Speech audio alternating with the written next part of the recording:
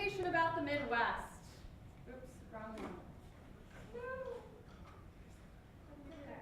Clicker. Oh, clicker. Do we go right or left? Okay. All right, the Midwest.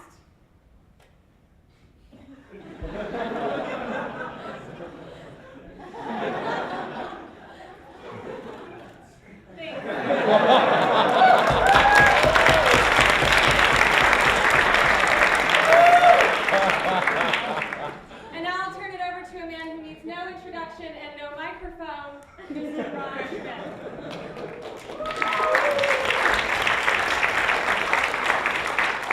We could describe the distribution of the population in the Midwest in the following way. It's either near or on a Great Lake. And the major cities there are Cleveland in Ohio, Detroit in Michigan, Chicago in Illinois, and Milwaukee in Wisconsin. Or you live near a major river. There are three major rivers, the Ohio, the Mississippi, and the Missouri. Kansas City is on the Missouri. St. Louis, Minneapolis, St. Paul are on the Mississippi, and Cincinnati is on the Ohio. The third possibility is you live in the middle of nowhere. By definition, there are no cities there unless you count Bismarck, North Dakota as a city. The economy of the Midwest, there are two economies. In the east, you had a major industrial region. I'm using the past tense there and explain why. In the west, you have one of the greatest grain-growing regions in the world. The U.S. is the largest producer of corn, and here I'm talking about the grain and not Sarah's humor.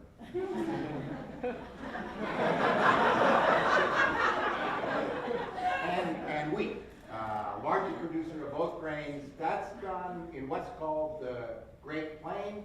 You'll sometimes hear it called the Corn Belt, which stretches from western Ohio to Nebraska, or the Bread Belt, because the Dakotas are major grain-growing regions. Now, I'm going to talk to you about this industrial region in the eastern part along the Great Lakes. It developed because it was the center of an area that produced coal, which was Pennsylvania and West Virginia, and iron ore, which is in the northern part of the Midwest, the Mesabi Range. So you had steel, iron manufacturing, auto manufacturing, major centers in northeast Ohio and in Michigan. In fact, that was the major automobile producing region in the world until about 30 years ago. Now that area is called the Rust Belt.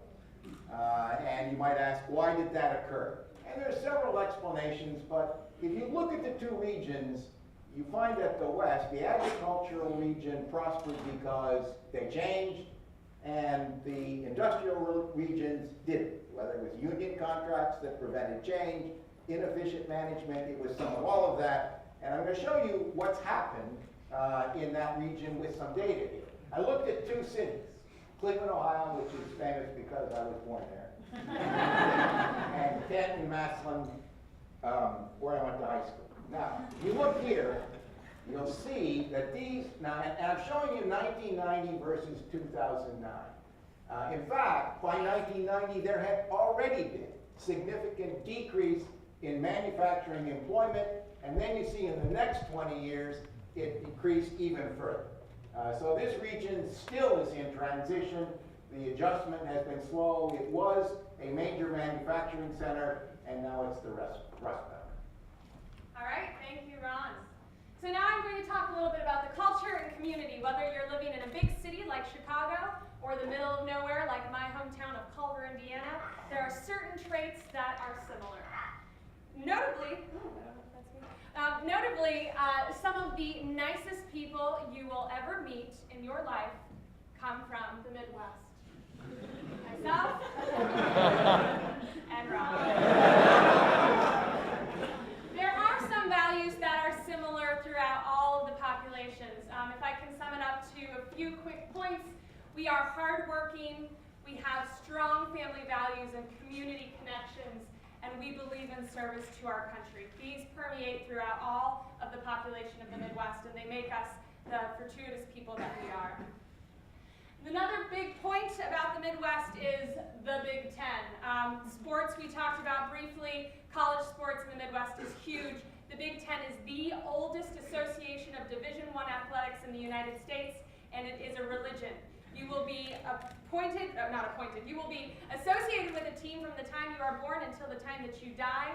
People who don't even go to these schools live and breathe the team and every sport that they play. It is a huge, huge deal, and there's intense rivalries. So if you're picking one, pick wisely and don't switch.